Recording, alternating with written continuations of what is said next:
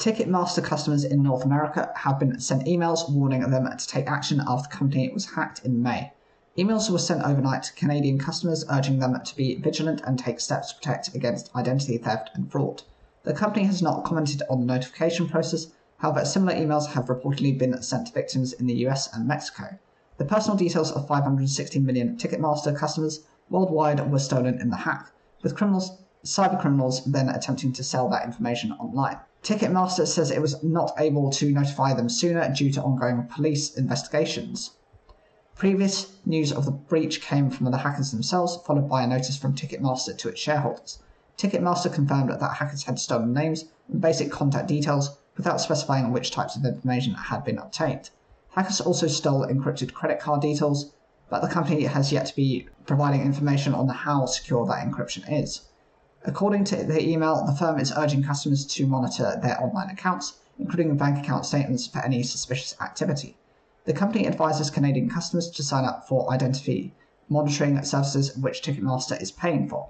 Identity monitoring will look out for your personal data on the dark web and provide you with alerts for 1 year from the date of enrollment if your personally identifiable information is found online. Ticketmaster suggests people watch out for any suspicious-looking emails that look like they are from the company. When a data breach happens, it can sometimes lead to secondary hacking or fraud attempts by other criminals who use your details to trick you into sending them money or downloading malicious software. However, that is rare and there is little evidence that this happens at scale. The group responsible for the Ticketmaster's hack is called Shiny Hunters. It posted an advert on a hacking forum on the 28th of May, offering the data of 560 million customers. The gang is asking for $500,000 or £390,000 for the data, and it is not clear if they have sold the tranche. After days of investigation, it was revealed that the hackers had taken data from Ticketmaster by stealing login details from Snowflake, the company it uses for its cloud storage account. It then emerged that more than 160 other Snowflake clients have been targeted in the same way, with huge amounts of private and corporate data being stolen. Banking group Santander is one of those affected.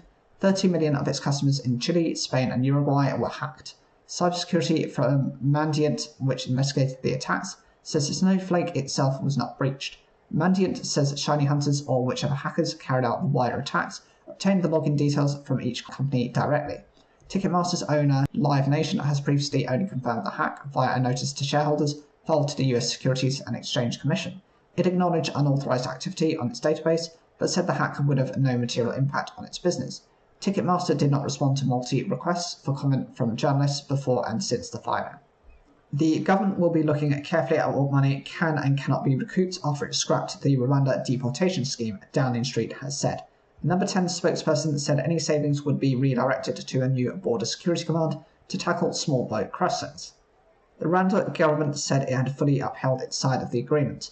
The Rwanda scheme, which originated under the Conservatives, aimed to deter small boats crossings in the Channel by sending some people who arrived in the UK illegally to the East African country. However, the plan was stalled by legal challenges and no migrants were sent there before the election.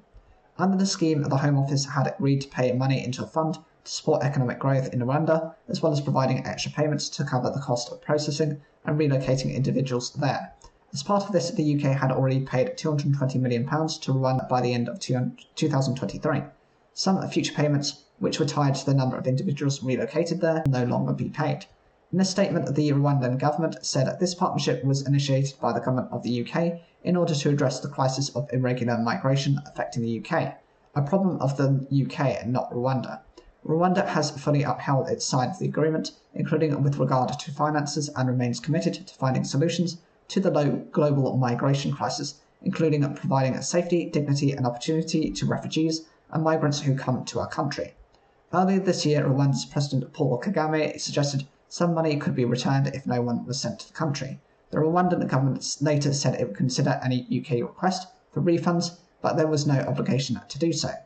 On Saturday, Prime Minister Keir Starmer confirmed he was scrapping the Rwanda scheme, saying it was dead and buried before it started. The government also said the last 2 migrants had been detained to be in the coming days. A further 218 migrants were released on bail from detention centres by the previous government during the election campaign.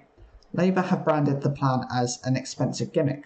Instead, the party has promised to set up a new border security command, bringing together border force officials, police and intelligence agencies, and use counter-terror powers to tackle people smuggling gangs. Illegal immigration is one of the major challenges facing the new government.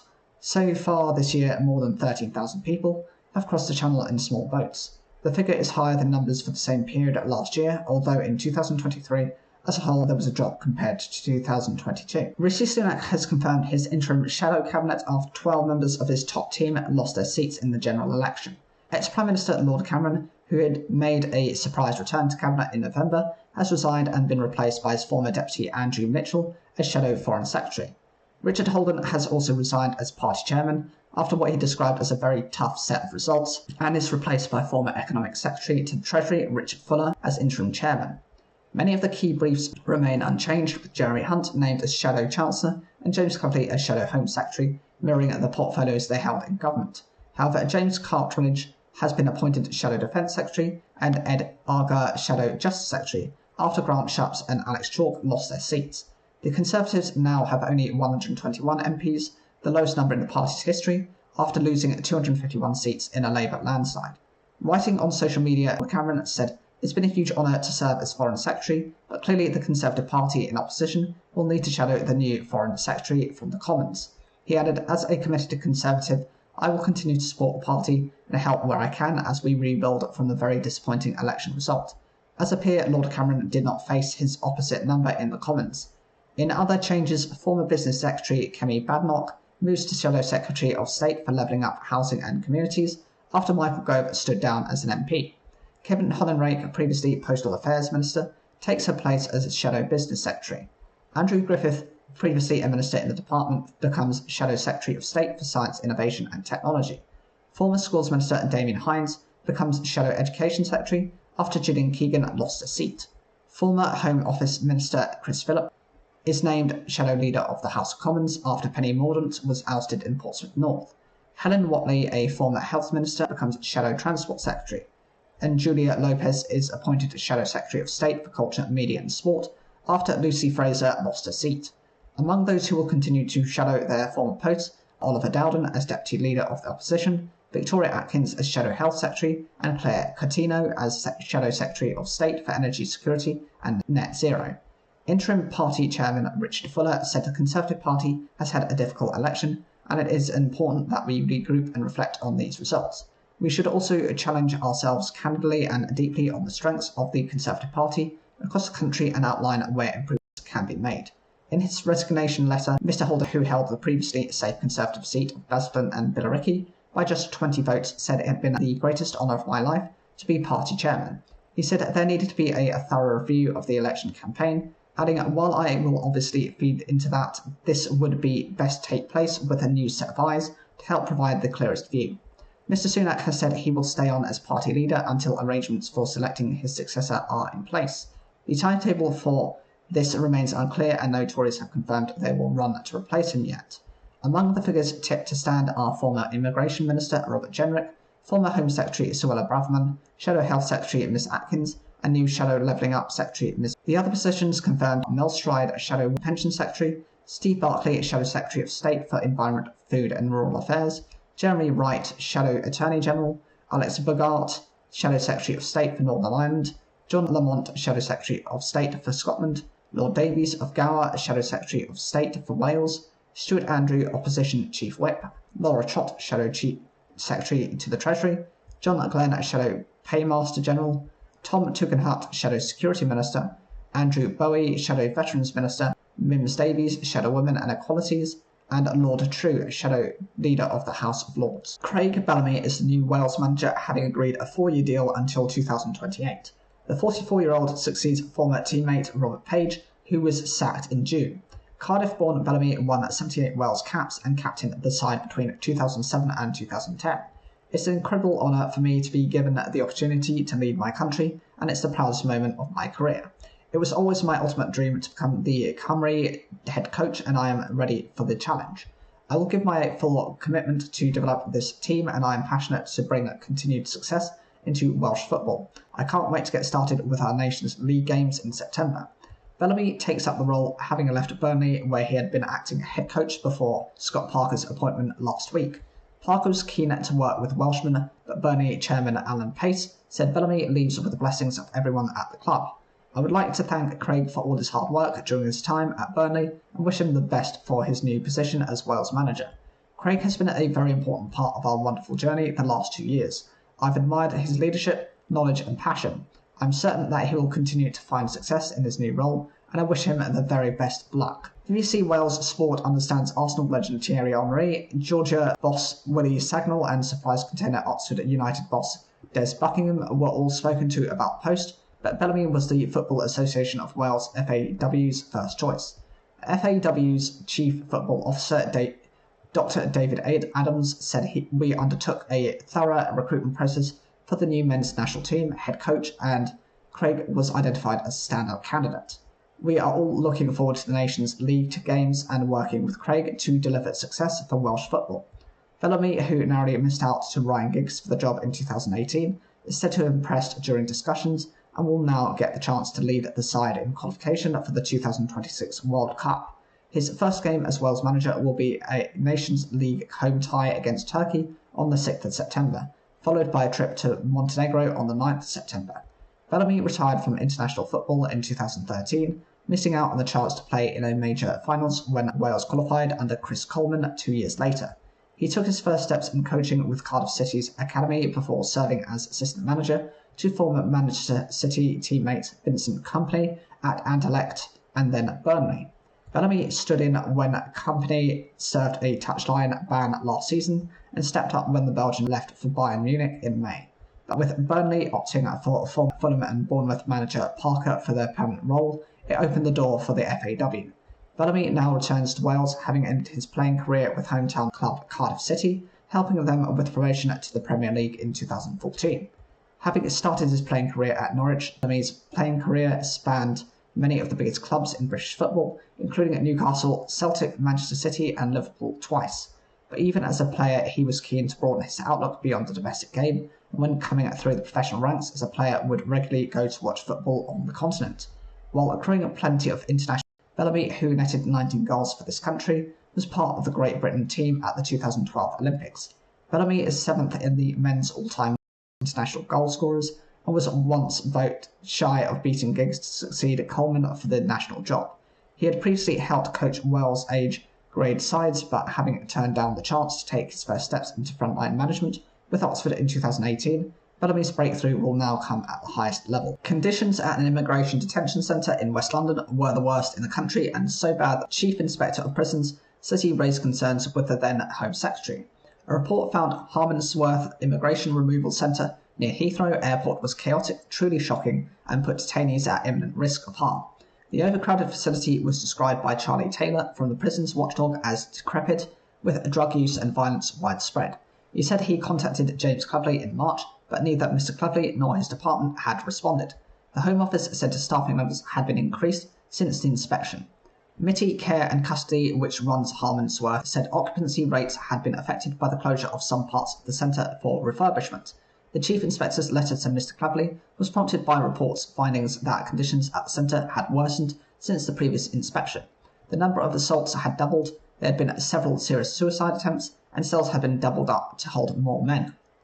The watchdog also found if detainees refused to share an overcrowded cell, they were held in a separation unit until they agreed. Staff largely kept officers with "Do Not Enter" taped across their doors, the watchdog warned.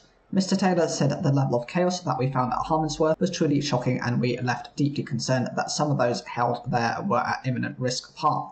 Nobody should be detained in an immigration removal centre unless they are going to be removed quickly from the country. Yet around 60% of detainees were released from the centre, with only a third deported, which begs the question of why so much taxpayer money was being spent keeping them locked up in the first place.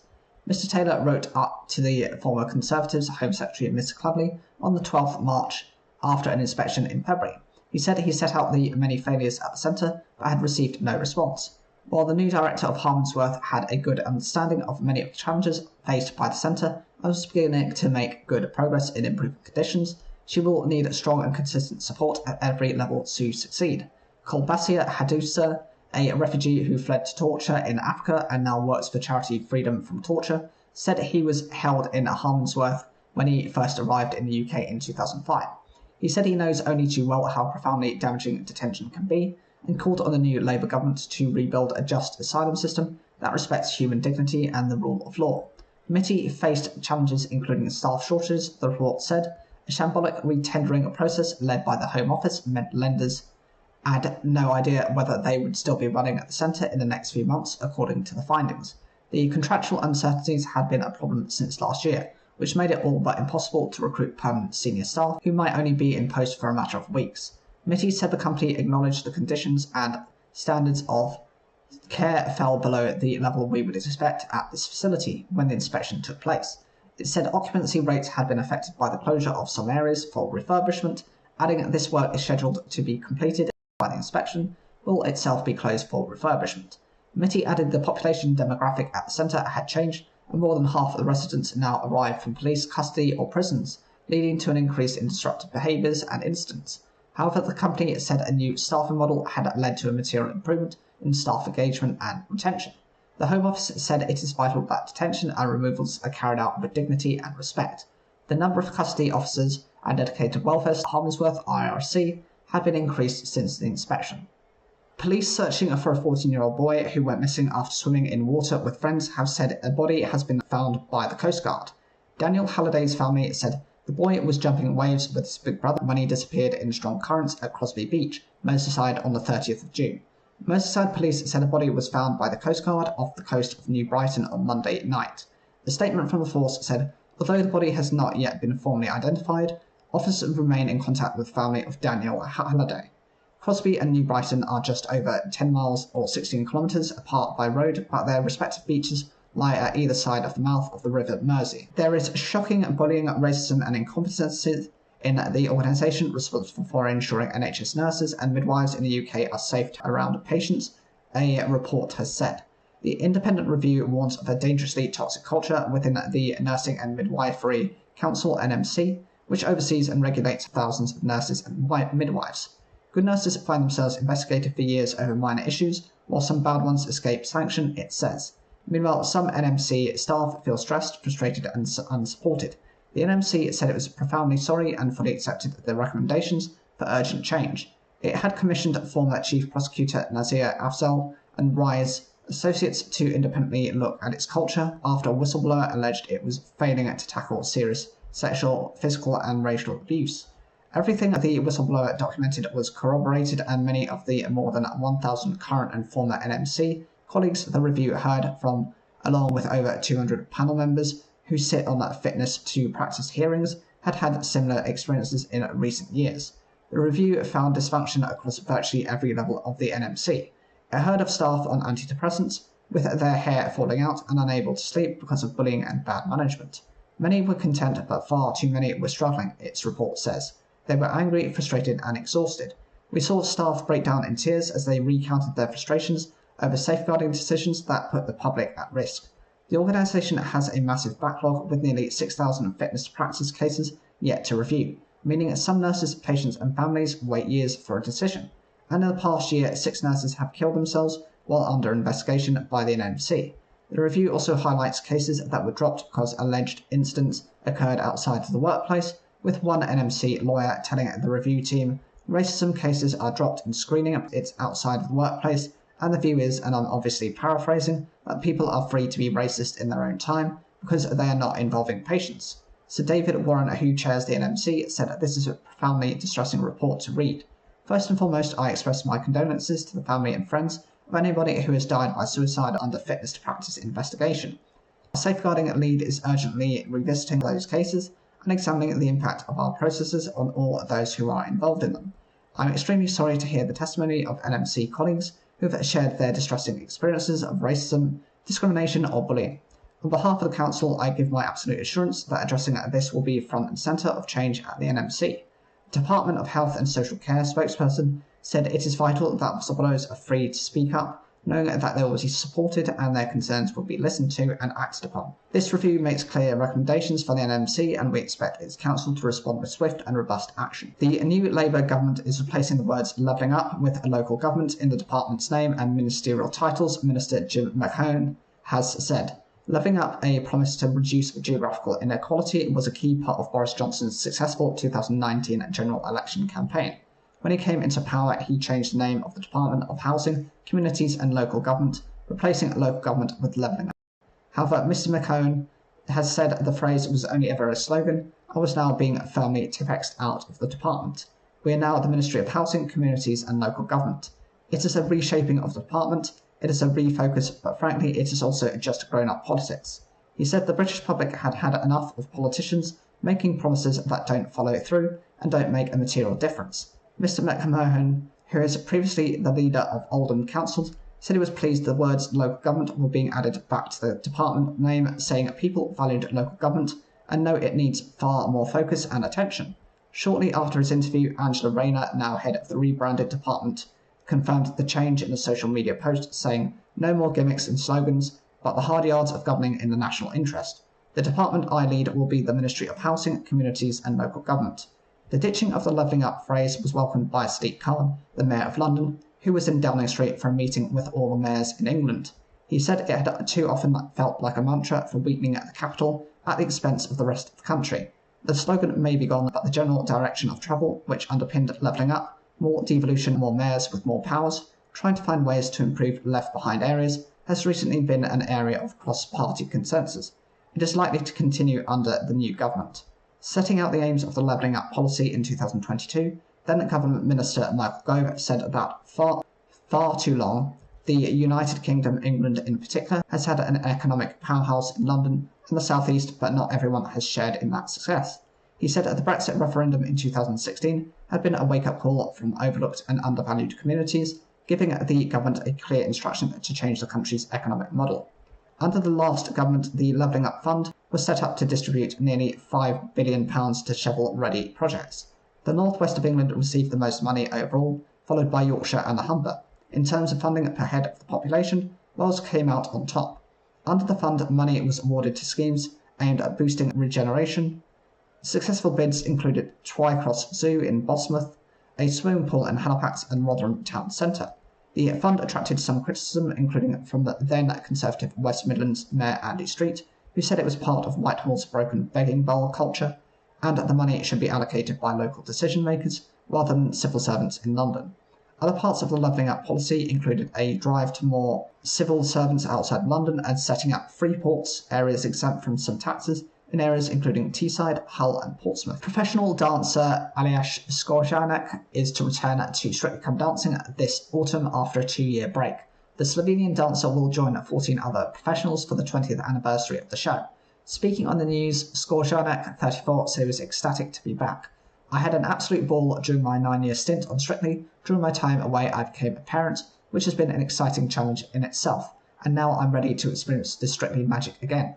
It feels so right to be coming back. I miss the fun, glitter and the judges, of course, and I hope to make my daughter Lyra proud." Skorjanek and his partner Jeanette Manrara, who was also a professional dancer on the show for 8 series, welcomed their first child Lyra in July 2023. They've been married since 2017. The couple has previously spoken about their pregnancy journey, saying they were on the verge of IVF, when in the middle of the process, she kind of came along. Sharing a photo of Skorjanek and their daughter on Instagram, Manrara wrote, "We started our BBC Strictly journey together back in 2013, and now for the 20th year anniversary, we'll both be back on your screens once again.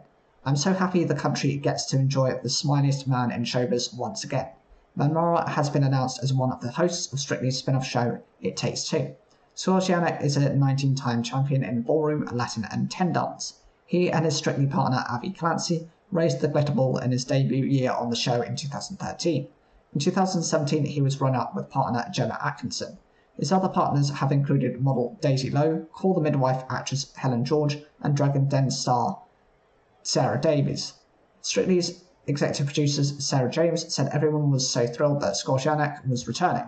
During his 9 series, he was a firm favourite with viewers across the country. "I'm sure everyone is in for a treat as he joins us to entertain the nation for a very special 20th year of the show." Jonathan Munro has been announced as the new Global Director of BBC News. Munro, who's currently Director of Journalism and Deputy CEO of BBC News and Current Affairs, will take up the post from September. The former correspondent has been at the BBC since 2014. Munro said he was thrilled and daunted in equal measure. "The need for independent news is growing and not shrinking, and the BBC's role in pursuing truth and enriching knowledge has never been more important. The BBC teams I've met across the world are dedicated, professional and talented. I can't wait to start working with all of them." His new role means he will also take up the post of Director of the BBC World Service and oversees BBC monitoring. He will also maintain his role as Deputy CEO of BBC News. In 2022, Munro acted as the interim director of BBC News and recently led the transformation of BBC's India's business. Prior to joining the BBC, Munro spent 26 years at ITN. He was Europe correspondent for 3 years and political news editor for 2 and has covered the Balkans War, both the Gulf Wars and the Beijing and London Olympics. Deborah Turness, the CEO of the BBC News, said, "I know at first hand the qualities Jonathan will bring to this vital role. His leadership, his expertise, and above all, this journalistic integrity. The BBC is a truly global broadcaster and the World Service is a priceless asset, the world's most trusted international news provider. In a world of disinformation and diminished freedom of speech, it is more needed than ever, and I'm delighted Jonathan will be taking its helm, and that of all BBC News international services." Actor Alec Baldwin is due to go on trial in New Mexico for a fatal shooting on the set of the Western film Rust in October 2021. Mr. Baldwin, 66, faces involuntary manslaughter charges, which he denies. The trial will determine whether he should be held criminally liable in the death of cinematographer Helena Hutchins. The 42-year-old was killed after a gun Mr. Baldwin was using in a scene rehearsal went off. A bullet from the gun fatally struck the cinematographer and wounded director Joel Souza. Jury selection will begin on Tuesday, with opening statements expected on Wednesday. Mr. Baldwin, best known for playing Jack Donaghy on the NBC sitcom 30 Rock and for portraying Donald Trump in sketch show Saturday Night Live, has pleaded not guilty. He maintains that he did not pull the trigger, and says the gun went off when he cocked the revolver's hammer. His defense team argues that it was the responsibility of other crew members to ensure the gun was safe, but prosecutors have called this claim absurd, alleging that the actor did not share this information when first interviewed after the shooting, and arguing he had a responsibility to follow basic gun safety. In October 2021, Mr. Baldwin was rehearsing on the Rust set near Santa Fe, New Mexico. He was practicing a cross-body draw of a replica Colt .45 revolver as the director called for him to point the gun at the camera in an upcoming scene. Mr. Baldwin, who boasts a 40-year acting career, had a starring role in the film, which he was also co-producing. He was portraying an outlaw whose 13-year-old grandson is convicted of manslaughter. As he pointed the revolver during the rehearsal, it went off. A bullet from the weapon hit Miss Hutchins in the chest, also striking director Joel Souza in the shoulder. Miss Hutchins was flown to the hospital by helicopter but died of her injuries. Mr. Souza was taken by ambulance from the scene at Bonanza Creek Ranch. Court documents show that Mr. Baldwin and others on set did not know the gun was loaded or that it contained live ammunition. It was discovered later that the film's armourer, Hannah Gutierrez-Reed, brought a box of live bullets to the film set from their California home. Prosecutors said that those live rounds slowly spread through the set out over the course of 12 days. Gutierrez-Reed, who loaded the gun for Mr. Baldwin before the shooting, was charged and found guilty of involuntary manslaughter in Miss Hutchins' death. She was sentenced to 18 months in prison, the maximum sentence. Judge Mary Summers, who oversaw the case, said Gutierrez-Reed's mistake had cost Miss Hutchins her life by turning a safe weapon into a lethal weapon. David Halls, an assistant director and safety coordinator, has also pleaded guilty to unsafe handling of a firearm. What are the claims in the case? One of the key questions in the case is this: did Mr. Baldwin pull the trigger or did the gun malfunction? Several weeks after the fatal shooting, Mr. Baldwin told ABC News in a high-profile interview that he did not pull the trigger. Legal experts say this has forced the actor into a much narrower defence, as he cannot allege that he did not remember what occurred or that it happened by accident. Prosecutors, meanwhile, have painted Mr. Baldwin as an unsafe firearm handler, showing footage of him waving around weapons on set and saying in findings that he was unable to control his emotions. They also cited an FBI report that tested Mr. Baldwin's claim. It found that the gun's trigger had to be pulled or depressed sufficiently to release the fully retracted hammer. During the analysis of the weapon in 2022, an FBI examiner took a mallet to the weapon and broke its internal components. Mr. Baldwin's lawyers have called this outrageous and argued the destroyed weapon deprived the defence of a full opportunity to examine the gun in its original condition, but a judge denied a last-ditch effort to dismiss the involuntary manslaughter charge. Trey Lavelle, a trial lawyer in California, says prosecutors will argue that even though Mr. Baldwin was on a film set, it does not alleviate him from basic gun handling skills and safety duties. They will argue that anybody who holds a gun, whether on a film set or in real life, has an obligation to never point it at someone and to ensure it is not loaded with live rounds. Prosecutors attempted to argue during a pre-trial hearing that Mr. Baldwin had greater safety responsibilities on set as a producer, but Judge Sommer sided with the defence and said that this was irrelevant to the case. That means Mr. Baldwin's role as producer, a credit given for raising money, creative input, or physical production work, will not be included in the trial. But his defence team still has much work ahead of him to win his case. Mr. Lavelle says as it will need to help the jury understand a film set, a space in which people have designated roles and obligations. They need to show the jury that once you start imposing a duty on an actor to ensure that a prop is safe, set will go into chaos. There's no evidence that he would have ever known the difference between the dummy bullet and a real bullet. Mr. Baldwin's legal team will also likely argue that the actor should have been able to rely on the film's armourer and safety coordinator Gutierrez Reed and Halls respectively to ensure he could perform his job without worry. Mr. Baldwin is not currently scheduled to testify at the trial, but that does not mean it will not happen. Most legal experts agree there are very few reasons that have a defendant testify at any trial because it allows prosecutors the chance to cross-examine them. Mr. Baldwin's defence team can wait until the end of the trial to make a decision based on how the proceedings have gone. The trial is scheduled to last 10 days. Gutierrez Reed did not testify during her own trial. Mr. Baldwin faces up to 18 months in prison due to the charges related to Miss Hutchins' death. Gutierrez Reed, who faced the same charge in the fatal shooting, received the maximum sentence, but even if the jury finds Mr. Baldwin not guilty, his legal troubles will not be over. He faces several civil lawsuits, including one brought by Miss Hutchins' family. In a negligence legal action, they claim the cinematographer's death and other injuries and fatalities were a likely result of a movie set that contained guns, live ammunition, and the actor inexplicably pointing and firing a gun at Miss Hutchins. Mr. Baldwin has said in recent court filings that he has the incident.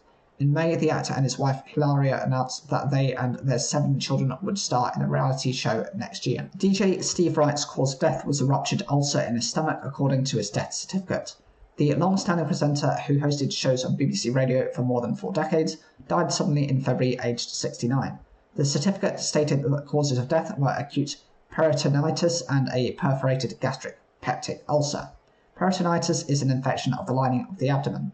Wright joined the corporation in the 1970s and hosted programmes including the popular afternoon shows on BBC Radio 1 and 2. He also presented TV shows including Top of the Pops. His death has been registered at Westminster Register Office on the 3rd of July by a family member. The Metropolitan Police previously said Wright's death at a flat in Marylebone, central London, was unexpected but is not being treated as suspicious. In May, Westminster Coroner's Court said in a statement, an inquest will not be required for Mr. Wright. The coroner has now discontinued this case. Wright was one of radio's most famous and most popular presenters. His broadcasting career began in 1976 as part of the team at Radio 210 in Reading. He launched Steve Wright in the afternoon on Radio 1 in the early 1980s. It was known for its zoo format with contributions from his on-air posse. He presented the afternoon show on Radio 2 from 1999 to 2022. Most recently, he presented the station's Sunday Love Songs, as well as a series of podcasts and specials. Michael Ball took over the show in June and paid tribute to Wright, calling his legacy immeasurable. Wright was honoured for his services to radio in the December 2023 New Year Honours List. A Russian playwright and a theatre director have been found guilty of justifying terrorism by a military court in Moscow. Director Evgenia Berkovich and playwright Svetlana Petchuk were sentenced to 6 years each for the production of their play The Brave Falcon Finest. Loosely based on true events, the play tells the story of Russian women who travelled to Syria during the country's civil war to marry members of the Islamic State group. The 2 women's defence lawyer vowed to appeal against the verdict. Held partly behind closed doors, the trial heightened alarm about freedom of expression in Russia among members of the country's artistic community. In addition to being jailed, both women will be banned from administering websites for 3 years after their release. In custody since May 2023, they'll now be sent to a penal colony to serve their sentences, according to Russia's news agency RBC. The prosecution said the woman had formed a positive opinion of IS, and prosecutor Yekaterina Denisova argued the play contained signs of justification of terrorism. At the beginning of the trial in late May, Berkovich, 39, and Petruchuk, 44, said they had staged the play because they opposed terrorism. Berkovich said the performance had been put on to prevent terrorism, adding that she had nothing but condemnation and disgust for terrorists. I've absolutely no idea what this selection of words has to do with me. I've never shared any forms of Islam, radical or otherwise. Both she and Perchuk maintained their innocence throughout the trial. Speaking after the women had been sentenced, defense lawyer Ksenia Karpinska described the hearing as absolutely illegal and unfair, and pledged to appeal against it through there was little hope. I want you to know that these girls are absolutely innocent, the lawyer added. Supporters of Berkovich have suggested her prosecution was linked to a series of poems she wrote criticizing Russia's military offensive in Ukraine. Russia's artistic community has come under increasing pressure from the Kremlin since the invasion of Ukraine in 2022. Several high-profile Russian artists, writers and journalists have come out in support of the women, including newspaper editor Dmitry Muratov and actress Yulia Pereslild. The play, which premiered in 2020, won 2 Golden Mask Theatre Awards for Best Playwright and Best Costumes.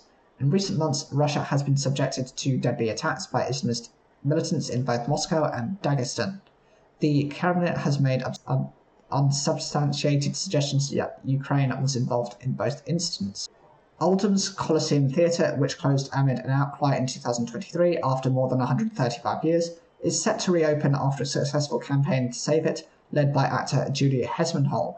The historic venue, which has been boarded up since last April, will have a £10 million refurbishment in order to open its doors again in time for Christmas 2025. Hesmondhalgh, known for roles in TV shows like Coronation Street and Mr. Bates vs. the Post Office, said she was absolutely over the moon at the decision. The Coliseum was forced to close after Arts Council England withdrew its funding because of concerns over its management, while the local council said the building was no longer fit for purpose. Oldham Borough Council planned to replace it with a new, smaller £24 million theatre, but has now scrapped that idea in favour of refurbishing the existing building. It's been a battle, but it's been a battle of hearts and minds because Oldham people love this place, Hesmondhalgh said. They love it as a theatre, but they love it also as a place that is owned by them. Hesmondhalgh, who recently played the partner of real-life Post Office campaigner Alan Bates in the ITV drama, said she was in a little bit of a state of disbelief that the Coliseum campaign had worked. She paid tribute to the local council for being unwilling to listen to the residents of its town and having the humility to change their minds. Hesmondhalgh and her husband, Coronation Street scriptwriter Ian Kershaw, was among 15 to 20 locals who have held fortnightly campaign meetings in a function room above an Italian restaurant around the corner from the theatre. A string of stars who have acted at the Coliseum in the past lent their support by appearing in a short film earlier this year, including Saran Jones, Christopher Eccleston, Maxine Peake, Mina Anwar, Lisa Riley, Siobhan Finneran, and Dame Sean Phillips. Long-time audience member Jane Barker, 58, was also part of the Save Oldham Coliseum campaign group. I've lived in Oldham all my life, and I think the Coliseum is a really important place. It brings visitors to the town. Oldham's had a really tough time, the town centre is struggling, and we need our theatre back to bring visitors back into the town, who will use the restaurants and bars before they come in to see a show. And the Coliseum itself has such a brilliant reputation for the quality of its productions. Council leader Aruj Shah said locals had an affection for this building that you can't ignore, and that she wanted to listen to the people. The £10 million pledge for the refurbishment is much less than the £24 million earmarked for the new venue. However, the council said the two projects were different and their costs could not be compared, and Councillor Shah said the decision was not about money. It's more about where people's emotions are and what they feel connected to, and I think you have to acknowledge that. The council had previously said the old building had numerous problems, including asbestos, poor accessibility and cramped backstage and front of house facilities. However, concerns were raised that the proposed new venue would be much smaller than the Coliseum, and therefore less financially viable, and would not have the facilities to stage full-scale shows. The Coliseum launched the careers of numerous actors over the years, including a string of Coronation Street stars, Bernard Cribbins, who joined at the age of 14 in 1943, and who companion Millie Gibson, and House of the Dragons Olivia Cook, who appeared there as members of Oldham Theatre Workshop. An Arts Council England spokesperson said, while the former Oldham Coliseum building belongs to Oldham Council and isn't funded by the Arts Council, we know what a well-loved landmark it is and recognise its link to a strong history of theatre in the town, and the work the campaign group has been doing to preserve it. We welcome the ongoing work of partners in Oldham to develop a sustainable future for theatre and performance in the borough. and will continue to work with Oldham Council and partners to make sure there is a wide range of arts and theatre for audiences in Oldham to enjoy. England's regional mayors have met Deputy Prime Minister Angela Rayner and Prime Minister Keir Starmer to discuss a major programme of devolution. Ms Rayner, who is also Community Secretary, said for too long Westminster has tightly gripped control and held back opportunities for towns, cities and villages across the UK. Before the meeting at number 10 Downing Street, she said they would discuss shifting power out of Westminster towards the regions. Local mayors were asked to identify local specialisms which could contribute to a national industrial strategy. Labour has made growing the economy one of its 5 missions for government. As part of this, it says local leaders will be required to draw up local growth plans which identify growth sectors and the infrastructure they need to thrive. 12 areas of England, including Greater Manchester, the West Midlands and Tees Valley, currently have devolution deals, giving it powers over areas such as transport, housing and employment. Tees Valley Conservative Mayor Ben Houchen, who was re-elected for a 3rd consecutive term in May, is currently the only Metro Mayor who is not a Labour politician. Jim McMahon, Communities Minister, said that access to funds had previously seen fragmented, but local authorities would now be able to use a single pot of money that trusts our Metro Mayors to get on to do the job they've been elected to do. West Midlands Mayor Richard Parker said that he hoped the meeting would help to give mayors more agency to improve their communities. Mr Parker, rules set up by the previous governments were drawn too tightly over the spending of funds, and with more freedom to use them, he would be able to create more than 3,000 new affordable homes under the West Midlands area. Ben Houchen had a 15-minute private conversation with the Prime Minister before the meeting with the other mayors. Mr Houchen, who is the mayor for Tees Valley, said that both he and the Prime Minister were keen to work together regardless of party politics. South Yorkshire Mayor Oliver Coppard, who pulled out of the meeting on Tuesday morning, set out his priorities in a letter to the Prime Minister. A child or young person in South Yorkshire today has every right to expect their future to be brighter than that of their parents, to grow up in a community that not only respects but matches their ambition. Devolution deals were expanded under the Conservatives, who formed new combined authorities made up of several council areas and chaired by Metro mayors. This also formed part of the Levelling Up strategy, which aimed to reduce inequality between different parts of the country. Powers were already set to be devolved to more areas in 2025, including Suffolk, Norfolk and Greater Lincolnshire. Sir Keir said he believed it was those who with skin in the game who know best what they need. Ms Rayner said the new government is focused on a full reset of our relationship with local government. A host of BBC Radio 2 DJs are set to hit the decks to play sets at BBC Radio 2 in the Park in Preston this September. For the first time, the festival will span 3 days, opening with a Friday night pre-party featuring sets from an array of BBC Radio 2 presenters, including Sarah Cox, Vernon Kay and Wyman. Let's start the weekend as we mean to go on, Scott Mills said. I need everyone dancing, no excuses. The event takes place in Preston's Moor Park from the 6th to the 8th of September and features headliners the Pet Shop Boys and Sting. The festival will also see performances from the Manic Street Preachers, Sugar Babes, Craig David, Snow Patrol, Travis and Sister Sledge. The DJ lineup in alphabetical order. From Friday the 6th of September is DJ Spoonie's Good Groove, Ryland's Rybiza Anthems, Sarah Cox's Wawa Hour, Scott Mills' Wonder Years and Vernon Kay's Dance Sounds of the 90s. Saturday 7th of September is Dermot O'Leary's Alternative Sounds of the 90s, Joe Wiley's Shiny Happy Playlist, Michelle Large's Handbag Hits, Ramesh Ranganathan's For the Love of Hip Hop, Wyland's Rybitha Anthems, Scott Mills' Wonder Years and Tony Blackburn's Golden Years. And the Sunday 8th of September is DJ Spoonie's Good Groove, Gary Davies' Sounds of the 80s, Paddy McGuinness' Sunday School Disco, Sarah Cox's Wow Hour, Trevor Nelson's Rhythm Nation and Vernon Kay's Dance Sounds of the 90s. BBC Radio 2 presenters will also be introduced artists on stage and broadcasting live from an on-site studio, which will look out to thousands of revellers on Saturday and Sunday. Some shows and sets will be available live plus on demand on BBC Sounds and BBC iPlayer across the weekend and for 30 days afterwards. A mum with a rare cancer caused by exposure to asbestos hopes to raise awareness after it went undetected for more than a year. Emily Jane Scandrett has thalassemia, which is most often found in men over 75. Despite undergoing a number of tests, it went undiagnosed for 17 months, including throughout her pregnancy. The 41-year-old from Tamworth said she had no idea when she had come into contact with the substance found in buildings that predate 2000, and is calling for more awareness of symptoms among medical professionals and potential sufferers. Miss Scandrett said it was during the 5th week of her second pregnancy in May 2022 that she began to experience a paralysing pain in her chest. I felt like I was being stabbed in my ribcage. It radiated up to my chest, shoulder and right arm. She was admitted to hospital 4 times but said a number of scans and blood tests produced a normal result, so she was unaware of the severity of her situation. 9 months after her son, on the 31st of October last year, she was told her cancer was incurable. While her condition cannot be cured, to tackle the symptoms, she has been through 6 cycles of immunotherapy so far. I've heard of asbestos, but I've never given it a second thought. My body didn't choose to inhale asbestos. It just happened, and more awareness needs to be made to the general public and health professionals about the risks. I'm very fortunate that I'm still here. I'm living my life.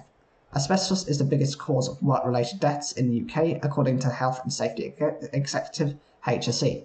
It was extensively used for insulation in the construction of schools and public buildings before it was banned over health concerns in 1999.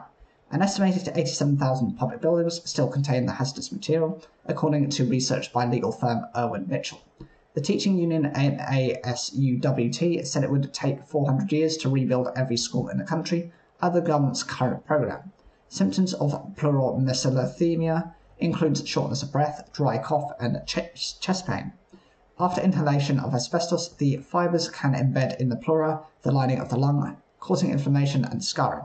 Over time, this can lead to the development of mesothelioma tumours.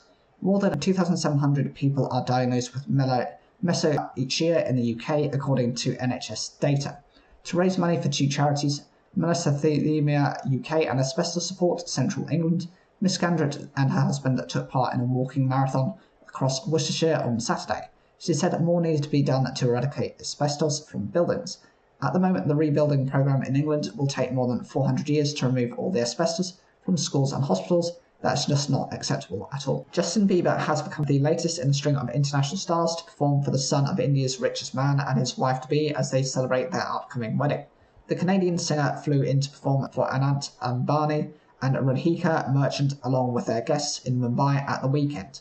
He had a lot to live up to. The couple's first pre-wedding party featured Rihanna, while the second, a cruise around the Mediterranean, had performances from 90s teen heartthrobs the Backstreet Boys, singer Katy Perry and Italian tenor Andrea Bocelli.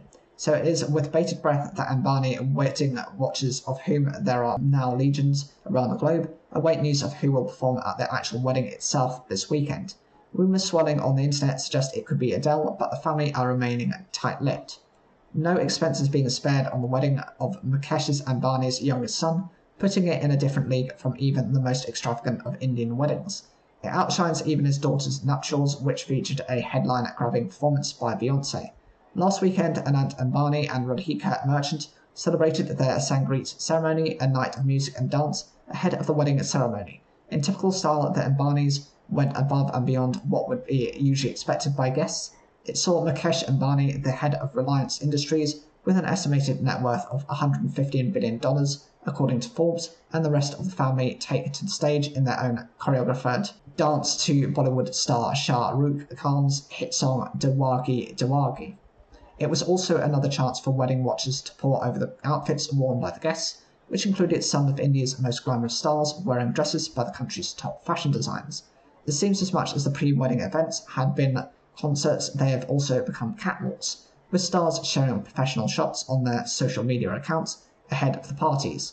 The cost of the 3 parties to date is not known. It was rumoured Rihanna had been paid $7 million, £5.5 million for her performance, while the figure suggested for Justin Bieber is said to be $10 million. Exactly what the weekend's 3-day event holds remains to be seen. For some in India, it will come as relief that the wedding and its extravagance is over, while those in Mumbai will be hoping it does not make the city's famously bad traffic any worse. Radhika was keeping her cards close to her chest when she told Vogue US last month that planning was going great, adding, "I'm very excited to be married." Debt-laden Thames Water has said it has enough cash to fund its operations until the end of May next year, but their efforts to raise new money are continuing. The UK's largest water company, which is facing questions over whether it can survive, said its debts had risen to £15.2 billion in the year to March. Thames has also faced fierce criticism for its environmental record, and the company said the number of sewage discharges more than doubled last year.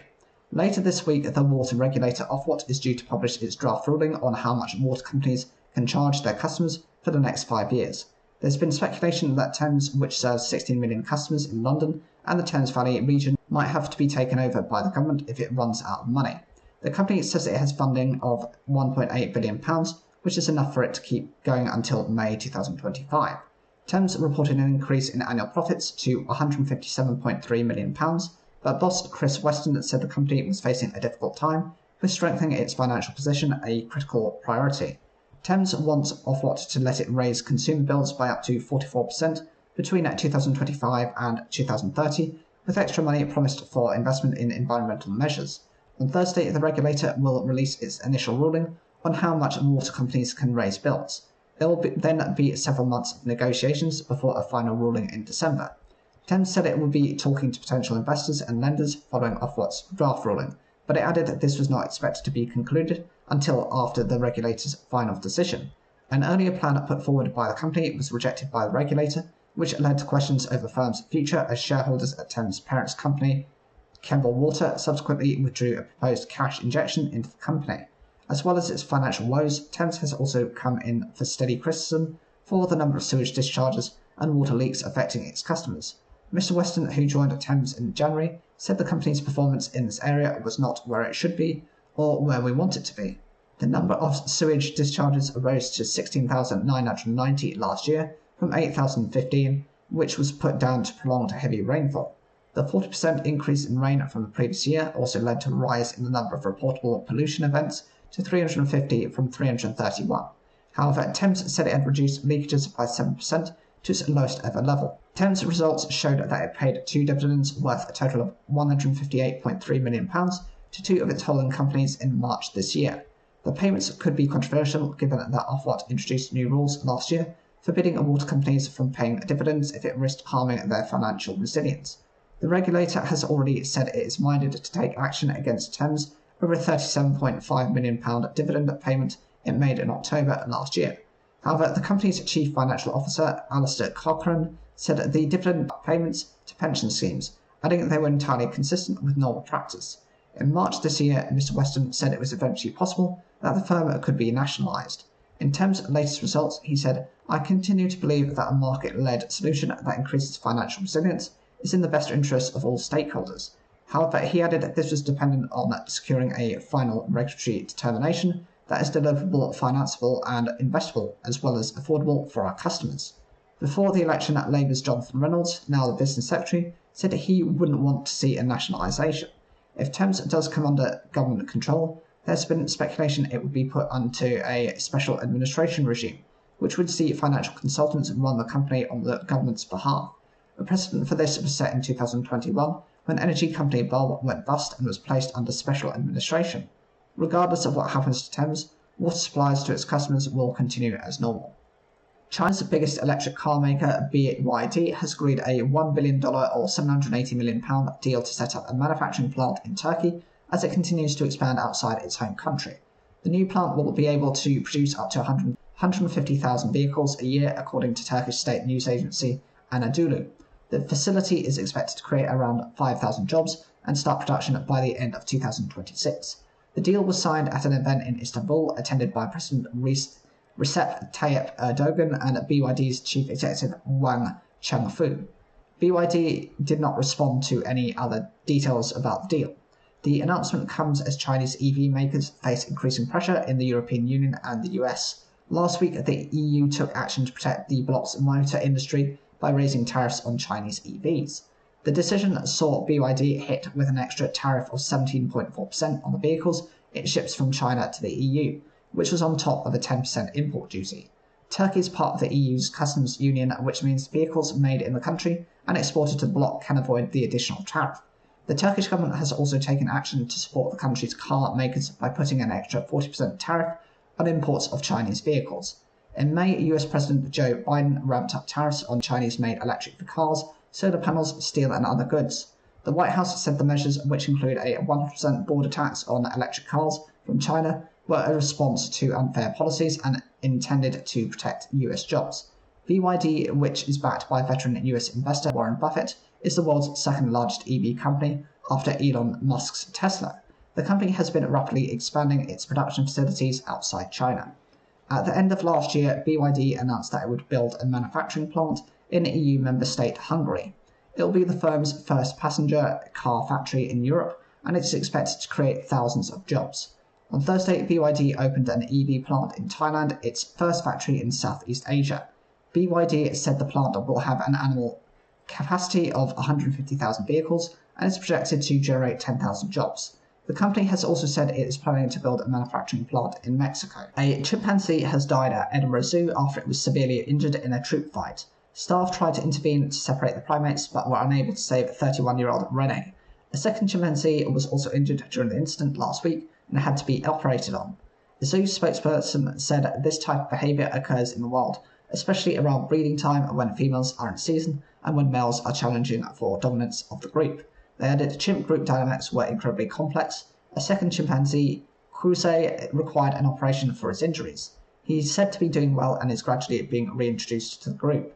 The statement concluded, Rene was a huge personality and will be missed by those who cared for him. Edinburgh Zoo, which is run by the Royal Zoological Society of Scotland, is home to 15 chimpanzees. The primates live in one enclosure called the Badong Trail. The daughter of an elderly care home resident who suffered 32 falls in only 11 months said she had sent social services a begging email to warn that her mother was going to die unless urgent improvements were made. She suffered neglect in every way. It was devastating to see, said Kylie Gobbin, whose mother, Winifred Tubb, lived in St Luke's in Runford, Cheshire. Miss Goblin spoke as part of an in-depth investigation which found nearly 1 in 5 care homes across England were rated as either requiring improvement or inadequate. A spokesman for Halton Borough Council, which operates St Luke's, said it had fully investigated the complaints and some lessons have been learnt. The journalism team analysed Care Quality Commission (CQC) statistics and found the regulator now regards more than 2,500 care homes across England as requiring improvements. The number of inadequate homes stands at 194 across England, but this figure is down on both 2022 and 2023. This could either be due to services improving, care homes closing down, or both.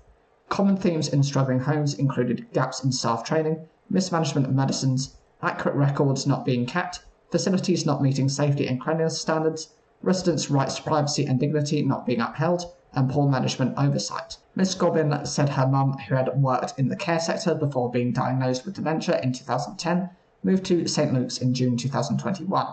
From the August, she had repeated falls and broke her hip in October 2021. There was an internal inquiry, but no lessons were learned until I emailed in April 2022. A lower bed, sensory mats and alarms controlled by a key switch outside Mrs. Tubbs' room were installed so staff could be alerted if she attempted to get out of bed. On at least 2 occasions, though, Miss Gobbin says she discovered the alarm had been disabled. In November 2022, they visited and found Mum on the floor with the alarms off. I was crying, every emotion that you can imagine went through my body. I had to leave the room because I was so angry. It would have taken her 2 or 3 hours to get into that position because she wasn't mobile. Despite reassurance just weeks later, Miss Gobbin said she discovered the alarm had again been switched off. I was only ever made aware of 12 falls, but in the years since I've accessed all my mum's medical records, and when I went through them I found she'd actually had 32 falls. I was devastated. I just didn't know, as the bruises would have been under clothes. She must have been in so much pain. In the final months of Miss Tubbs' life, her daughter recalled the moment she summoned up the strength to tell her she was in terrible pain. At first I thought she was sore from another fall, but I couldn't see anything wrong. Miss Gobbin asked a carer to change her mother's incontinence pad while she stayed in the room. I knew instantly that something was wrong, she said. She was covered in blisters. She must have been in horrific pain. I exploded. I was distraught. Despite paying hundreds of pounds a week for her mum's care, Miss Gobbin says she had to go into pharmacies to buy her some soothing cream. People might blame the lack of resources or staff, but this was basic hygiene and care. It's shocking. Miss Tubb died aged 78 after contracting COVID in December 2022. Miss Gobbin, who is calling for an independent review of her mother's care, said the CQC initially failed to respond to her concerns. The spokesman for the regulator said in January 2023, "We received some information of concern from the relative of someone who had been living in St Luke's about their care during 2022, which CQC didn't follow up on until they contacted us again in April 2023, which prompted an inspection of the home in May 2023. We apologise to them for not acting as quickly as we should have on the information that they gave us, and offered them a meeting with us so they could understand what happened. The BBC Northwest spent months speaking with many other concerned families across the region who have or have had relatives in care homes. Despite paying up to £1,000 a week for care, some families shared harrowing stories of how their loved ones were allegedly neglected. They included claims bones were broken in multiple falls, residents were not washed and were left in unsanitary conditions. One patient had a urine bottle left on his breakfast table alongside food. Vulnerable people were not fed properly. Down the corridor from Miss Gobbin's mother at St Luke's, former council worker Raymond Thomas, then 65, was beginning a 5-month stay in the home. He had been diagnosed aged 60 with dementia in 2017 and had been cared for at home by his wife Paula until November 2022, when she needed additional support. The Thomas family found St Luke's after conducting online research, noting the home's good rating on the CQC website. It was mayhem from the first week, Miss Thomas said. He was only in there 2 days and he fell out of bed. There was no sensory mat on the floor. They told me he wouldn't have been on the ground for more than 2 hours, but we don't know. This was November. It was cold. Miss Thomas added he had more falls after that in different areas of the home. I didn't want to ever leave him. On several occasions, she said a quiet family man, husband of 47 years, had not been washed or changed. After 5 months in there, he was rushed to hospital with sepsis. While in the hospital, we noticed his teeth were black and his hair was greasy. This was a man who was always spotlessly clean. The father of 2, who also had 3 grandchildren, remained in hospital for a month until his family found him another care home. He died in January 2024. The Thomases, along with 4 other families, are taking civil action against St Luke's, alleging neglect. The families all represented by the same law firm. Unfortunately, this is not the first time where we have represented multiple clients, Lee Day partner Emma Jones said. Often people will say to me that they have come to lawyers because they've complained to the home and then the Ombudsman and the CQC, but they haven't received answers. Therefore, they are forced to litigate to try to get the answers they seek so desperately. Ms Jones said that the litigation often only starts after a resident has died because family members are afraid of the consequences of complaining. The CQC can state a service requires improvement or is inadequate, but how often do we see further action being taken? I've not seen this in any of my cases. Holton Borough Council said it consistently aimed to provide good person-centred care. The spokesperson said it was regretful that families have felt the need to complain about the care and support of their family members. All concerns have been fully investigated by our adult safeguarding team, and some lessons have been learnt following these complaints. We have provided details to family members on the findings of our investigations. We are unable to provide further detail due to the ongoing legal case. The CQC said it was monitoring the home closely while they are making improvements and will return it to inspect to check improvements have been made. Helen Wald, director of the Care Rights UK charity, said time and time again she and her team have spoken to families and care residents who had had similar experiences. They tell us they feel like they are trapped in a broken system. It should be a sense of national shame that this is happening in our care services in this country. The CQC should be there to make sure that standards are being met and should be there to represent the voice of people who are using care services. We desperately need to see a change. The CQC said its main priority was to ensure the health and well-being of people using care services. This includes listening to what they and their loved ones tell us about services to help us decide when and where to inspect, ensuring we have the full picture. The CQC does not have any legal powers to investigate individual incidents, however. The BBC also spoke with care home managers and staff who said that they were under increasing pressure. We're very short of staff. Mike Pandon, who runs the independent care group which advocates for care homes. Across England, there's 152,000 vacancies. By 2035, we need 440,000 extra staff in social care. A carer from a Northwest home, who wished to remain anonymous, said, "People just don't want to stay anymore. More so now because you're not being appreciated." The carer said they did not believe the CQC was doing enough spot checks. 9 times out of 10, there is stuff that goes under the radar. A Lancashire-based manager who runs a good-rated home was also critical of the CQC. The manager, who also wished to remain anonymous, said, "Coming out to do an inspection is a ludicrous idea because one day everything can be great, another day it'll be a disaster. We should have a close relationship with our inspectors, and we should not fear them to the extent that we do." The CQC, which is currently being reviewed by the government, said it worked hard to ensure we minimise our impact on providers while doing everything within our power to make sure people receive good quality, safe care.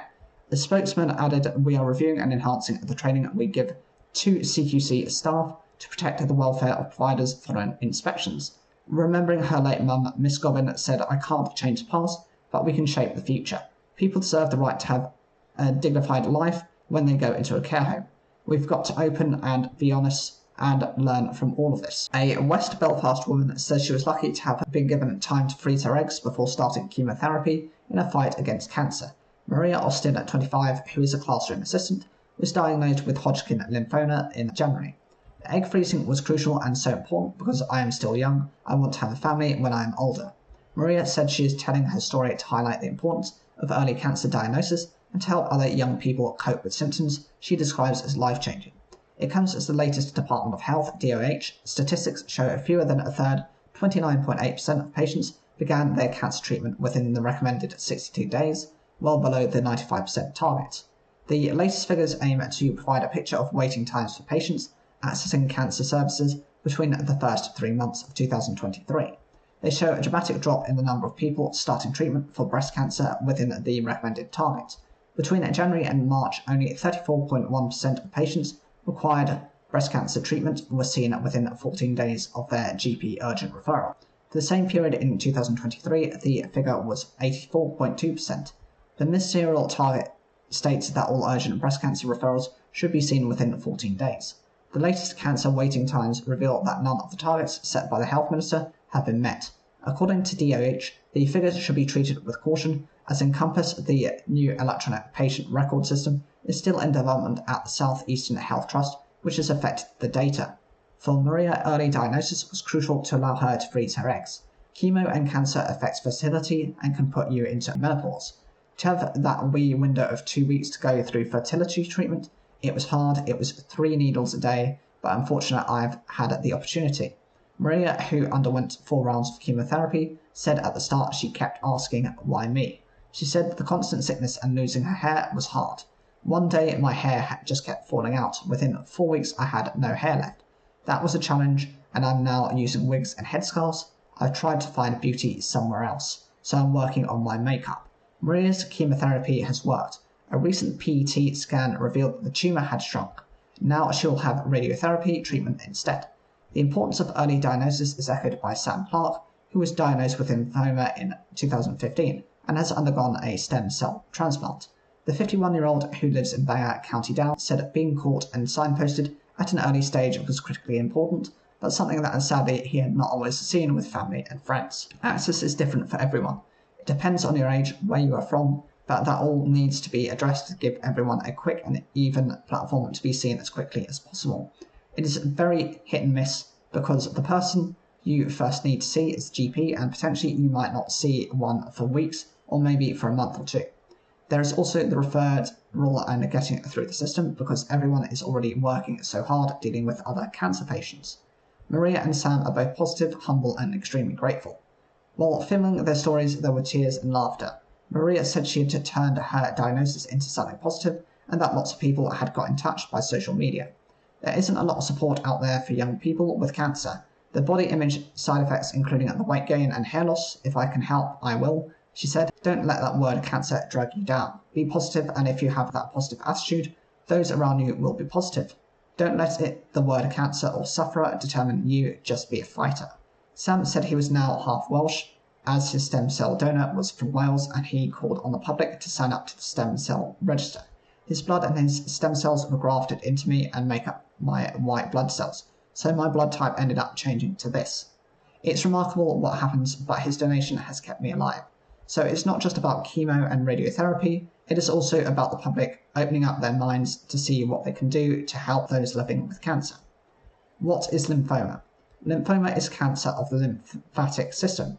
It develops when blood cells called lymphocytes become abnormal. Normal lymphocytes fight infection. They are part of the lymphatic system, which help protect your body from infection and disease. There are 2 main types of lymphoma, Hodgkin lymphoma and non-Hodgkin lymphoma. When someone has Hodgkin lymphoma, HLB lymphocytes start to multiply in an abnormal way and begin to collect in certain parts of the lymphatic system, such as lymph nodes, which are the glands. The most common symptom is a painless swelling in the lymph node, usually in the neck, armpit or groin. Cancers diagnosed in people aged between 18 and 49 in Northern Ireland have risen by 20% in the past 25 years. The research carried out by Queen's University Belfast and the Northern Ireland Cancer Registry compared 2019 statistics with 1993 figures, when registry records began. Figures show that by 2019, 1,076 people aged 18 to 49 were diagnosed with some form of cancer.